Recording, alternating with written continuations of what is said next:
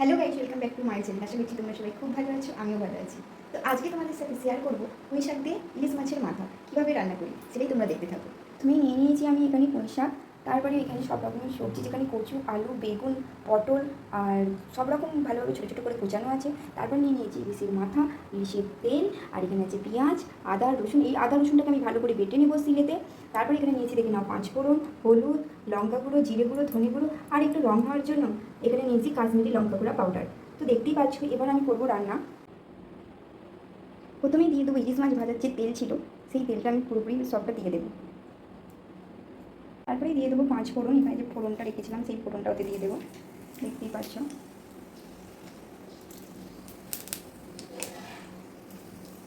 পাঁচ ফোড়নটা দিয়ে একটু নেড়ে চেড়ে নেবো।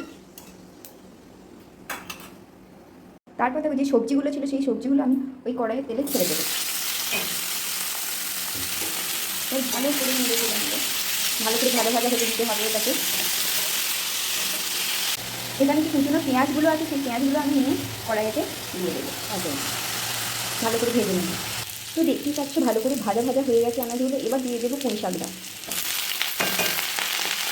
আর ভালো করে নেড়ে চেড়ে নেবো। এরপর দিয়ে দেবো সামান্য পরিমাণে একটু লবণ, ভালো করে নেড়ে নেবো, দেখতেই পাচ্ছ। এবার ওর মধ্যে দিয়ে দেবো আদা রসুনের পেস্ট, দিয়ে আবারও ভালো করে নেড়ে চেড়ে নেবো। পর দিয়ে দেবো ইলিশের মাথাটা, দেওয়ার পর ভালো করে এভাবে ভেঙে নিতে হবে, দেখতেই পাচ্ছি।